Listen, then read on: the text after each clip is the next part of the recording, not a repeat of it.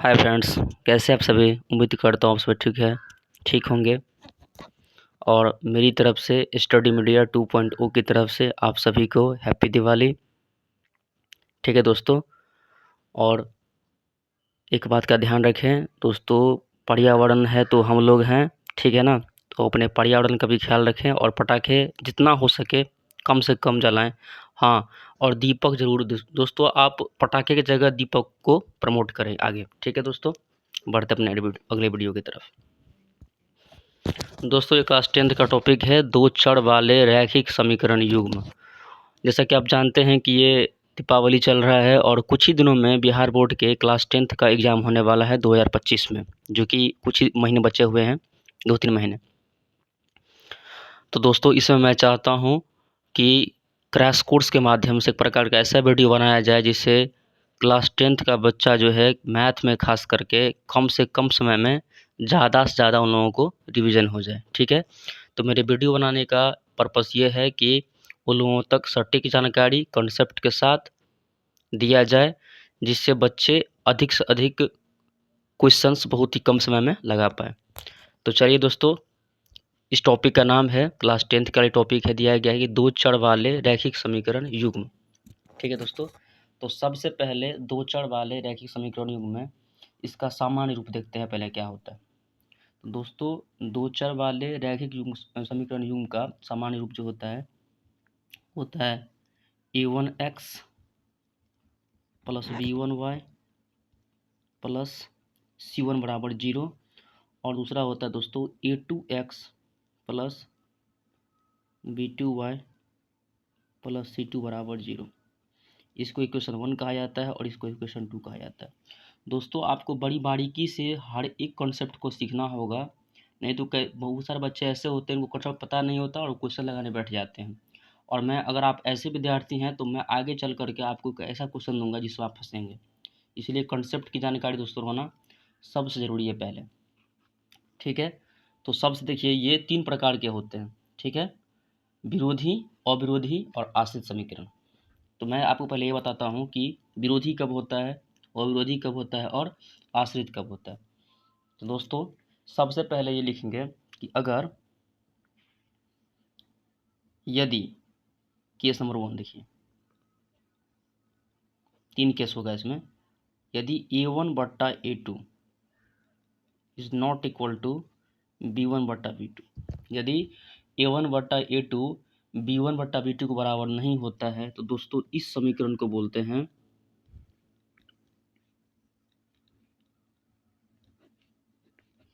अविरोधी समीकरण।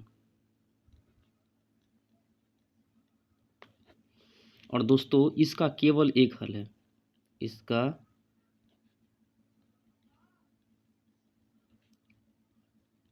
एक हल होता है। दोस्तों, इस समीकरण का केवल एक हल होता है, इसको बोलते हैं, यदि a1/a2 is not equal to b1/b2 होगा तो इसको बोलते हैं अविरोधी समीकरण और इसका केवल एक हल होता है। किसी किसी बुक में सर दोस्तों ये ऐसे भी लिखा रहता है a1b2 not equal to a1a2b1। यहाँ पे मैंने कुछ नहीं किया, सिर्फ क्रॉस मल्टीप्लाई किया है, इसको इससे मल्टीप्लाई किया और इसको इससे मल्टीप्लाई किया। जैसे कि बराबर के चिन्ह नहीं है तो इस तरह से यहाँ पे दिया हुआ है नॉट इक्वल टू का चिन्ह। ठीक है दोस्तों, इस समीकरण का केवल एक हल होता है। अब बढ़ते हैं अपने केस नंबर 2 की तरफ।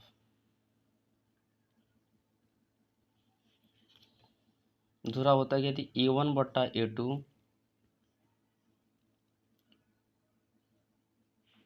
Is equal to b1/b2 but not equal to c1/c2। यदि a1/a2 is equal to b1/b2 but not equal to c1/c2, तो दोस्तों इस समीकरण को कहा जाता है विरोधी समीकरण।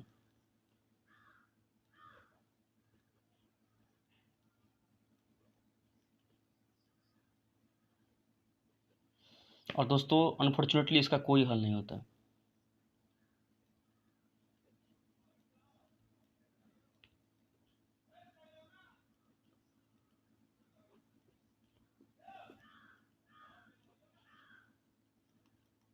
ठीक है। और last but not list, case number 3, यदि A1 बट्टे A2 is equal to B1 बट्टे B2 is equal to C1 बट्टे C2, तो दोस्तों इस समीकरण को कहा जाता है आश्रित समीकरण।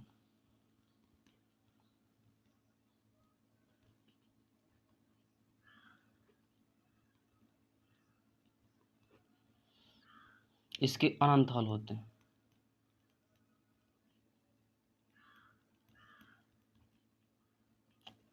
अनंत हल होते हैं। तो दोस्तों ये समीकरण का सामान्य रूप है A1x plus B1y plus C1 बराबर 0, और एक का नाम है A2x plus B2y plus C2 बराबर 0। और इसके अंतर्गत 3 प्रकार के समीकरण होते हैं, अविरोधी, विरोधी और आश्रित। विरोधी कब होता है? जब A1 बट्टे A2 is equal to B1 बट्टे B2 but not equal to C1 बट्टा C2 हो, तो इसको बोलते हैं विरोधी समीकरण। विरोधी समीकरण का केवल एक हल कोई हल नहीं होता है, माफ कीजिएगा। यदि A1 बटा A2 is equal to B1 बटा B2 हो, तो इसको कहते हैं अविरोधी समीकरण, इसका केवल एक हल होता है। और दोस्तों यदि A1 बटा A2 is equal to B1 बटा B2 हो और नॉट इक्वल टू अगर C1 बटा C2 हो, तो इसको बोलते हैं आश्रित समीकरण। ठीक है ना। चलिए दोस्तों, जैसे कि समीकरण का 3 भाग है, तो दोस्तों इन तीनों समीकरण में खास करके क्लास 10th में हम लोगों को जो है केवल 90% क्वेश्चन जो है ये अविरोधी समीकरण पर ही बेस्ड रहता है, चाहे ग्राफ हो और चाहे आपका कंसेप्चुअल क्वेश्चन हो। सारा का सारा फोकस इस समीकरण पे, अविरोधी समीकरण पे आपको फोकस करना है, जिसमें केवल एक x का मान निकलता है और y का और x का एक एक मान निकलता है। ठीक है ना। ये विरोधी समीकरण और आश्रित समीकरण जो है इस पे ना के बराबर मिनिमम बहुत कम क्वेश्चन, मतलब 5% क्वेश्चन समझ लीजिए। 100 में अगर 95 क्वेश्चन अविरोधी समीकरण का होगा, तो 5 क्वेश्चन में एगो दूगो इन दोनों का भी होगा। ठीक है ना।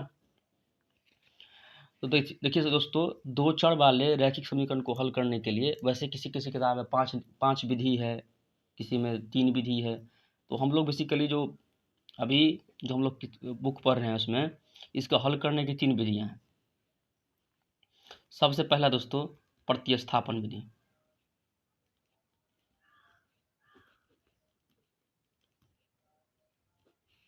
दूसरा है विलोपन। विलोपन या इसको ही किसी किसी किताब में लुप्तीकरण कहा जाता है, इलिमिनेशन मेथड।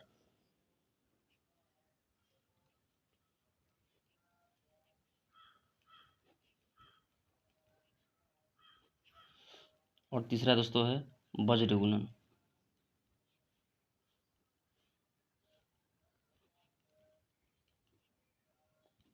तो इनको सॉल्व करने के लिए दोस्तों 3 विधियां हैं। प्रतिस्थापन विधि, इसको सब्स्टिट्यूशन मेथड कहा जाता है।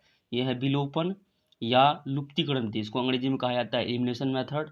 और यह है वज्र गुणन विधि, जिसको कि अंग्रेजी में बाय क्रॉस मल्टीप्लिकेशन कहा जाता है। भाई इसमें से कोई अगर CBSE का हो तो वो भी इस वीडियो को उसके लिए भी यूजफुल होगा, क्योंकि मैं बहुत सारे टर्म्स को अंग्रेजी में बोलूँगा। ठीक है। इस पर क्वेश्चन दोस्तों कैसा आता है, तो चलिए आपको क्वेश्चन के बारे में दिखाता हूँ। जैसे मैं एक क्वेश्चन ले लेता हूँ यहाँ पे कि एग्जांपल के तौर पे, जैसे मैं एक क्वेश्चन ले लेता हूँ बुक का ही क्वेश्चन।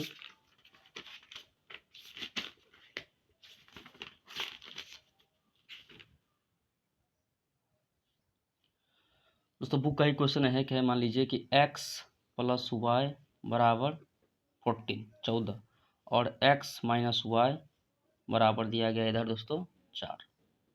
ठीक है। ये फर्स्ट इक्वेशन है पहला, और ये है दूसरा इक्वेशन। सॉल्व कैसे करना है, देखिए आप तीनों विधि में से किसी एक का इस्तेमाल कर सकते हैं, या तो प्रतिस्थापन का करिए, या विलोपन का करिए, या वज्रगुणन का करिए। कभी कभी किताब में जब आप बोर्ड एग्जाम देने के लिए जाएंगे तो लिख करके देता है कि ये क्वेश्चन दिया जाएगा यहाँ पे, आप बोलेगा इस क्वेश्चन को प्रतिस्थापन विधि से हल करिए, या फिर ऐसा दिया जाएगा कि विलोपन या लुप्तीकरण विधि से हल करिए, या फिर ऐसा भी हो सकता है कि दिया जाए कि वज्रगुणन विधि से हल करिए।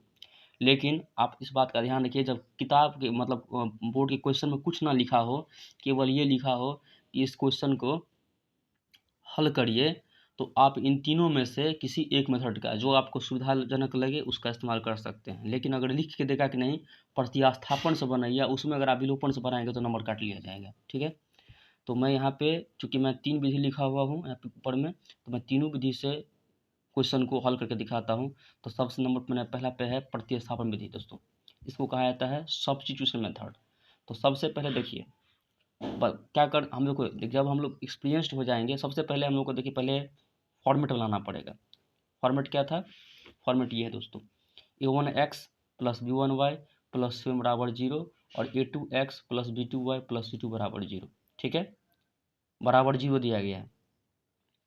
अभी मैं फिलहाल जो फॉर्मेट दिया गया उसके हिसाब से काम करूंगा। जब आगे चल के हम लोग बहुत सारे क्वेश्चन को सॉल्व कर लेंगे तो फिर मैं आपको मैं एक शॉर्टकट बताऊंगा कैसे बनाना है इस क्वेश्चन को। ठीक है, तो सबसे पहले इसको फॉर्मेट लाने के लिए दोस्तों इसको ऐसे लिखेंगे, ये लीजिए। तो ये आपका फॉर्मेट पे आ गया क्वेश्चन कि x प्लस वाई माइनस 14 बराबर 0 और x माइनस वाई माइनस 4 बराबर 0। ठीक है, सबसे ज़रूरी बात कि अब प्रतिस्थापन विधि कहते किसको हैं। देखिए प्रतिस्थापन विधि में क्या होता है कि किसी समीकरण एक या दो में से x या y का एक मान आप निकाल करके दूसरा में आपको पुट करना होता है। यदि आप x मान लीजिए कि अगर आप समीकरण फर्स्ट से x का मान निकालते हैं तो समीकरण सेकंड में जहाँ पे जो x का मान आप निकालेंगे उसके जगह पर वो पहला वाला का मान पुट करना होगा। या फिर अगर आप y का मान निकालते हैं तो समीकरण सेकंड में उस y के जगह पे उस मान को रखना पड़ता है। ये काम आप फर्स्ट से भी कर सकते हैं, अगर फर्स्ट से निकालेंगे तो सेकंड में डालना होगा, या फिर सेकंड से अगर निकालेंगे तो फर्स्ट में डालना होगा। यही इसका लॉजिक है। ठीक है, तो मैं यहाँ पे क्वेश्चन नंबर सेकंड ही लेता हूँ। मैं यहाँ लिखूँगा समीकरण सेकंड से, तो ये दिया हुआ है x माइनस वाई माइनस 4 बराबर 0। ठीक है, तो यहाँ से मैं x का मान निकालता हूँ। x का मान निकालने के लिए दोस्तों इस y दोनों माइनस में है, यहाँ माइनस वाई है माइनस 4 है, तो इस y को आपको बराबर को उस तरफ भेजना होगा। आप जानते हैं कि साइन कन्वर्जन क्या होता है, अगर माइनस का साइन बराबर के दूसरी तरफ जाएगा तो वो प्लस हो जाता है। तो माइनस वाई दिया गया तो कितना हो जाएगा, ये हो जाएगा प्लस वाई, और माइनस 4 दिया गया तो कितना हो जाएगा, ये प्लस 4। ठीक है, जो कि दोनों का दोनों ही माइनस था, बराबर के दूसरी तरफ मतलब आर एच एस में गया दोनों ही प्लस हो जाएगा। ठीक है, ये लिख देंगे का मान समीकरण फर्स्ट में देने पर। देखिए ये वर्ड दोस्तों आपको लिखना पड़ेगा, आप शॉर्टकट नहीं कर सकते, क्योंकि बोर्ड की एग्जाम में चाहे 10th हो चाहे 12th हो आपको हर एक चीज़ लिख करके बताना होता है। ये कॉम्पिटिटिव एग्जाम नहीं है कि बस इसमें OMR शीट पे ऑब्जेक्टिव क्वेश्चन होगा तो आप सिर्फ केवल कहीं पर सॉल्व करिए या टिक मारिए, ऐसा नहीं होता है। अगर क्वेश्चन ये 5 नंबर का दे के लिख के आएगा तो आपको लिखना होगा इस तरह से जैसा मैंने लिखा होगा। आप यहाँ पे आप यथासंभव अपना कुछ अलग भी शब्द लिख सकते हैं। मुझे ये सुटेबल लगता है तो मैं लिखता हूँ कि x बराबर वाई प्लस 4 का मान समीकरण 1 में देने पर। ठीक है, तो समीकरण 1 का वैल्यू यहाँ पर क्या दिया हुआ है, x प्लस वाई माइनस 14 बराबर 0। अब x का मान जो भी है क्या निकाला मैंने, y प्लस 4, और यहाँ पे y पहले से दिया हुआ था समीकरण सेकंड में -14 बराबर 0। वाई प्लस वाई कितना होगा दोस्तों, 2y। अब प्लस 4 और माइनस 14 कितना होता है, -10 बराबर 0। यहाँ से आप क्या करिए, 2y बराबर 10 होगा यहाँ से, और इसलिए y का वैल्यू कितना हो जाएगा 10/2, जो कि कट करने के बाद कितना होगा, 2 एकम 2 कैंसिल कर दीजिए इसको, 2 पंचे 10 5, इसलिए y का मान कितना आया दोस्तों 5। अब एक बार जब y का मान निकल गया तो y का मान आप कहीं किसी भी समीकरण फर्स्ट में या सेकंड में आप जहाँ भी आपका इच्छा हो आप डाल सकते हैं। y बराबर 5 समीकरण फर्स्ट में देने पर। समीकरण फर्स्ट क्या था, x प्लस वाई माइनस 14 बराबर 0। ये होगा कितना, x प्लस 5 माइनस 14 बराबर 0। x प्लस 5 माइनस 14 कितना होता है, -9 बराबर 0। इसलिए x बराबर कितना होगा दोस्तों 9। तो y का मान पहले निकल गया 5, x का मान कितना निकल गया 9, इसलिए कितना होगा x बराबर 9 और y बराबर ये उसका सही उत्तर है।